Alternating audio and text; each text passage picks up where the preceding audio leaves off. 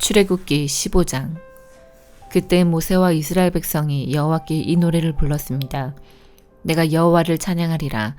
주님께서는 영광의 승리를 거두셨으니 말과 말탄 자를 바다에 쳐넣으셨도다. 여호와께서는 나의 힘, 나의 노래시며 나의 구원이시라. 주님께서는 나의 하나님이시니 내가 주님을 찬양하리라. 내 아버지의 하나님이시니 내가 주님을 높이리라. 여호와께서는 용사이시며 여호와는 그의 이름이시라. 파라오의 전차와 군대를 바다에 쳐넣으시니 그의 뛰어난 장교들이 홍해에 빠졌노라. 깊은 물이 그들을 덮으니 그들이 돌처럼 깊은 바다로 잠겼노라. 여호와여, 주의 오른손이 권능으로 영광을 나타내시며 여호와여, 주의 오른손이 원수를 쳐 부수셨습니다. 주님께서 주의 크신 위엄으로 주의 적을 물리치셨습니다. 주님께서 그들을 향해 진노하시니 그들이 지푸라기처럼 타버리고 말았습니다. 주님께서 한번 숨을 내쉬시니 바닷물이 쌓이고 파도치던 물은 벽을 이루고 깊은 물은 바다 한가운데에 굳어졌습니다. 원수가 말하기를 내가 그들을 뒤쫓아 따라잡고 그들의 가진 것을 다 빼앗아 내 마음대로 가지고 내 칼을 뽑아 내 손으로 그들을 치리라 하였습니다. 하지만 주님께서 바람을 일으키시니 바다가 그들을 덮었고 그들은 납처럼 거센 물속으로 가라앉았습니다. 여호와여, 신들 가운데서 주와 같으신 분이 어디에 있겠습니까? 거룩하여 위엄이 넘치시는 주와 같으신 분이 어디에 있겠습니까? 찬송받을 만한 위엄이 있으시고 기적을 일으키시는 주와 같으신 분이 어디에 있겠습니까? 주님께서 오른손을 뻗치시니 땅이 그들을 삼켰습니다. 주님께서는 사랑의 약속으로 주님께서 구원하신 백성을 이끄셨습니다. 주의 능력으로 그들을 거룩한 땅으로 인도하셨습니다. 다른 나라들이 듣고 떨며 블레셋 사람들이 두려움에 휩싸였습니다. 에돔의 지도자들이 겁에 질렸고 모압의 용사들이 벌벌 떨며 가나안 사람들의 마음이 녹아버렸습니다. 여호와여, 주의 백성이 지나가기까지, 주님께서 구해내신 백성이 지나가기까지 공포와 두려움이 그들을 덮쳤고 주의 팔의 크신 능력으로 인하여 그들은 돌처럼 굳어졌습니다. 주님께서 그들을 이끄셔서 주의 산에 심으셨습니다. 여호와여, 그 산은 주님께서 계시려고 만드신 곳이며 주의 손으로 지으신 성소입니다. 여호와께서는 영원토록 다스리실 것입니다. 파라오의 말과 전차를 모는 군인과 전차들이 바다에 빠지자 여호와께서는 바닷물로 그들을 덮으셨습니다. 하지만 이스라엘 백성은 마른 땅 위로 바다를 건넜습니다. 그때 예언자인 아론의 누이 미리암이 소고를 들었습니다. 그러자 모든 여자들이 미리암을 따라 소고를 치며 춤을 추었습니다. 미리암이 여자들을 향해서 노래를 불렀습니다. 여호와께 노래를 불러라. 그는 영광의 승리를 거두신 분이라. 주님께서는 말과 말탄 사람들을 바다로 쳐넣으셨노라. 모세가 이스라엘 백성과 함께 홍해를 떠났습니다. 그리하여 이스라엘 백성은 수르 광야로 들어갔습니다. 그들은 광야에서 3일 길을 걸었지만 물을 찾지 못했습니다. 그들은 마라에 이르렀지만 마라에 물이 써서 마실 수가 없었습니다. 그곳의 이름을 마라라고 부른 것도 그 때문이었습니다. 백성들이 모세에게 불평을 늘어놓았습니다. 그들은 우리가 무엇을 마셔야 한단 말이오? 하고 따졌습니다. 모세가 여호와께 부르짖었습니다. 그러자 여호와께서 모세에게 어떤 나무를 보여주셨습니다. 모세가 그 나무를 물에 던지니 물이 단물로 변했습니다. 여호와께서 그곳에서 이스라엘 백성에게 규례와 율법을 주시고 백성들을 시험하셨습니다. 여호와께서 말씀하셨습니다. 너희는 너희 하나님인 나 여호와께 복종하여라. 너희는 내가 보기에 옳은 일을 하여라. 너희는 나의 모든 율법과 규례를 지켜라. 그렇게 하기만 하면 내가 이집트 사람들에게 보냈던 것과 같은 질병을 너희에게는 보내지 않을 것이다. 나는 여호와이다. 너희를 치료하는 여호와이다. 그 후에 이스라엘 백성은 엘림으로 갔습니다. 엘림에는 우물이 12곳이 있고 종려나무 70그루가 있었습니다. 그래서 이스라엘 백성은 그곳의 물가에 천막을 쳤습니다. 누가복음 18장. 예수님께서 언제나 기도하고 희망을 잃지 말아야 할 것을 가르치시기 위해 제자들에게 비유를 말씀하셨습니다. 어떤 마을에 하나님을 두려워하지 않고 사람들을 무시하는 재판관이 있었다. 그 마을에 과부가 한 명 있었다. 그는 재판관을 찾아가서 말하였다. 내 원수를 갚아주십시오. 그 재판관은 한동안 그의 간청을 들어주려고 하지 않았다. 그러나 얼마 후에 속으로 중얼거렸다. 내가 하나님을 두려워하지 않고 사람을 무시하지만 이 과부가 나를 귀찮게 하니 그의 간청을 들어주어야겠다. 그렇지 않으면 계속 와서 나를 괴롭힐 것이다. 주께서 말씀하셨습니다. 이 불의한 재판관이 말한 것을 들으라. 하나님께서 밤낮 부르짖는 하나님의 선택된 백성들의 간청을 듣지 않으시고 오랫동안 미루시겠느냐. 내가 너희에게 말한다. 하나님께서 속히 그의 백성들에게 정의를 베푸실 것이다. 그러나 인자가 올 때 이 세상에서 이 믿음을 발견할 수 있겠느냐. 자기가 의롭다고 생각하고 다른 사람을 멸시하는 사람들에게 예수님께서 이런 비유를 말씀하셨습니다. 두 사람이 기도하려고 성전에 올라갔는데 하나는 바리새파 사람이고 하나는 세리였다. 바리새파 사람이 서서 이렇게 기도하였다. 하나님, 저는 다른 사람, 즉 사기꾼, 죄인, 간음을 행하는 자와 같지 않고 이 세리와 같지 않은 것에 감사를 드립니다. 저는 일주일에 2번씩 금식하며 모든 수입의 11조를 바칩니다. 한편 세리는 멀리 서서 감히 눈을 들어 하늘을 보지도 못하고 다만 가슴을 치며 말했다. 하나님, 이 죄인을 불쌍히 여겨주십시오. 내가 너희에게 말한다. 이 사람이 저 바리새파 사람보다 의롭다는 인정을 받고 집으로 돌아갔다. 누구든지 자기를 높이는 사람은 낮아지고 자기를 낮추는 사람은 높아질 것이다. 사람들이 예수님께서 만져주시기를 원하여 어린아이들을 데리고 왔습니다. 제자들이 이를 보고 그들을 꾸짖었습니다. 그러나 예수님께서 그들을 부르시고 말씀하셨습니다. 어린아이들이 내게로 오는 것을 막지 마라. 하나님 나라는 이런 어린아이들의 것이다. 내가 진정으로 너희에게 말한다. 어린아이와 같이 하나님 나라를 받아들이지 않는 사람은 하나님 나라에 들어갈 수 없다. 어떤 지도자가 예수님께 선한 선생님, 영생을 얻으려면 무엇을 해야 합니까? 라고 물었습니다. 예수님께서 대답하셨습니다. 왜 나를 선하다고 하느냐? 선한 분은 오직 하나님 한 분뿐이시다. 너는 계명들을 알고 있다. 간음하지 마라, 살인하지 마라, 도둑질하지 마라, 거짓 증언하지 마라, 네 아버지와 어머니를 공경하여라. 그가 대답했습니다. 이 모든 것을 저는 어려서부터 다 지켜왔습니다. 예수님께서 이 말을 들으시고 그에게 말씀하셨습니다. 너에게 아직도 부족한 것이 하나 있다. 네 재산을 다 팔아 가난한 사람들에게 나누어 주어라. 그러면 하늘에서 보화를 얻을 것이다. 그리고 와서 나를 따르라.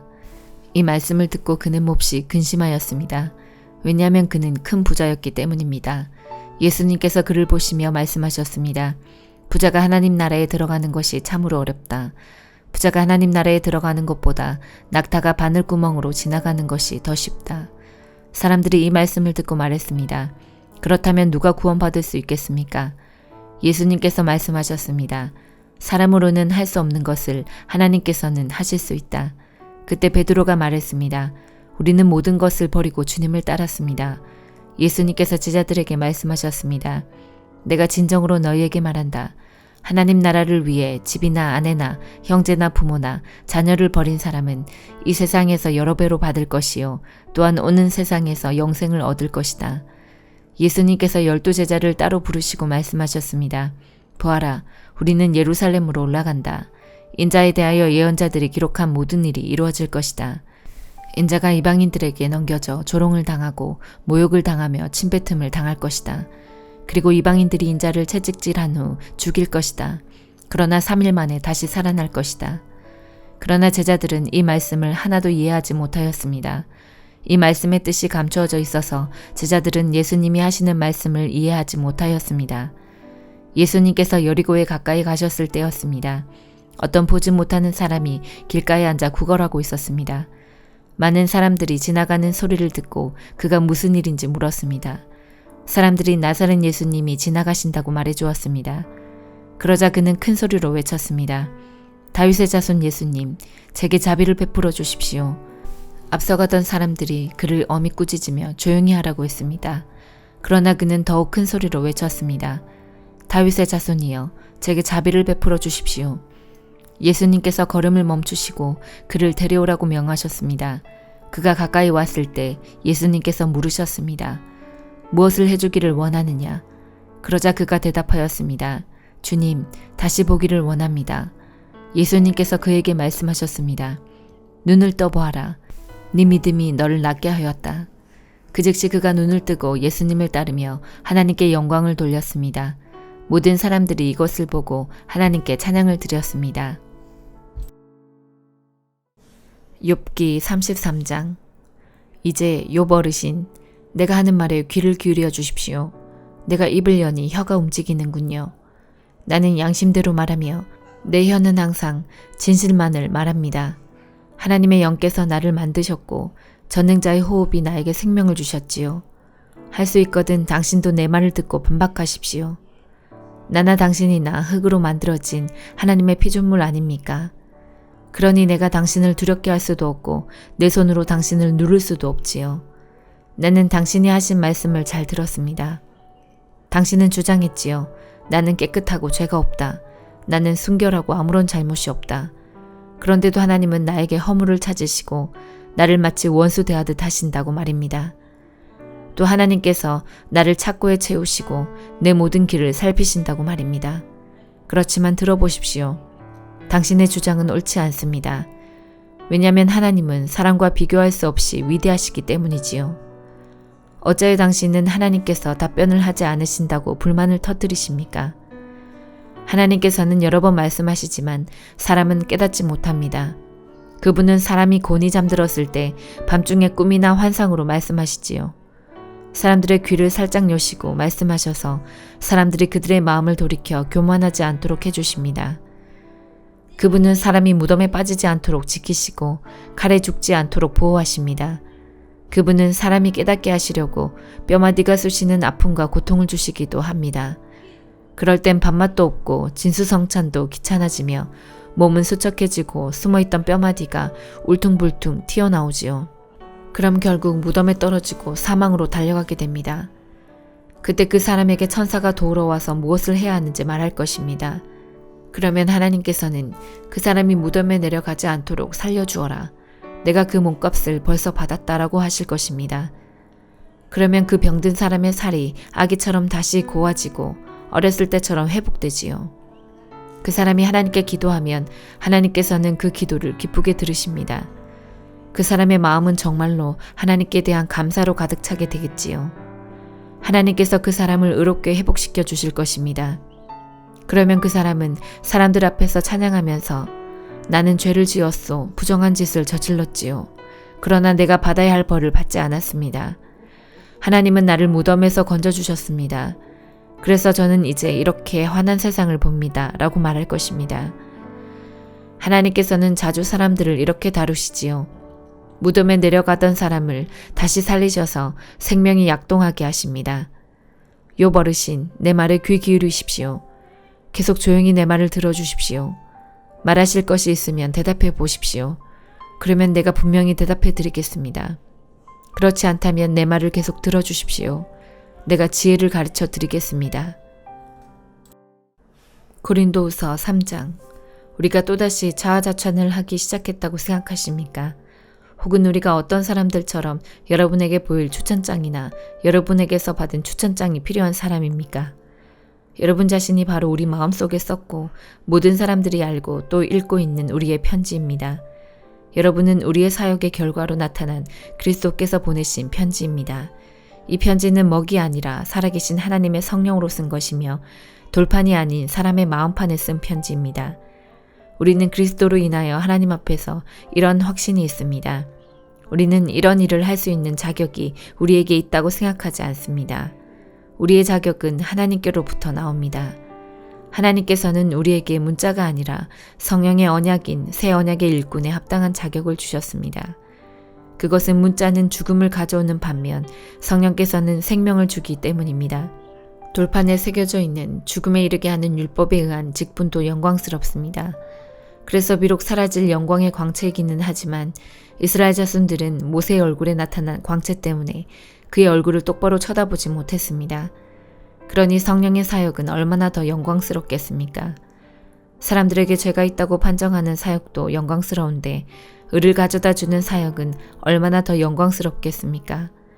이런 면에서 훨씬 더 빛나는 영광과 비교해 볼 때 이전에 영광스러웠던 것은 전혀 영광스러운 것이 아니었습니다. 사라져 버릴 것도 영광스럽다면 영원히 지속될 것은 더욱 영광스러울 것입니다. 이러한 소망이 우리에게 있기에 우리는 매우 담대합니다. 우리는 이스라엘 자손이 자기 얼굴의 광채가 사라져가는 것을 똑바로 쳐다보지 못하게 하려고 자기 얼굴에 수건을 덮은 모세처럼 하지 않습니다. 그러나 이스라엘 자손들의 마음이 둔해진 까닭에 오늘날까지도 옛 언약을 읽을 때 수건을 그대로 쓰고 있습니다. 이 수건이 아직까지 벗겨지지 않고 있는 것은 이것이 오직 그리스도 안에서만 벗겨질 수 있기 때문입니다. 어느 날까지도 이스라엘 자손들이 모세의 글을 읽을 때 그들의 마음에는 수건이 덮여 있습니다. 그러나 누구든지 주님께 돌아올 때 그 수건은 벗겨질 것입니다. 주님은 성령이십니다. 주님의 성령께서 계신 곳에는 자유가 있습니다. 우리는 모두 수건을 벗은 얼굴로 주님의 영광을 봅니다. 이렇게 해서 우리는 주님의 형상으로 변화하여 점점 더 큰 영광에 이릅니다. 그 영광은 성령이신 주님께로부터 나오는 것입니다. 아멘.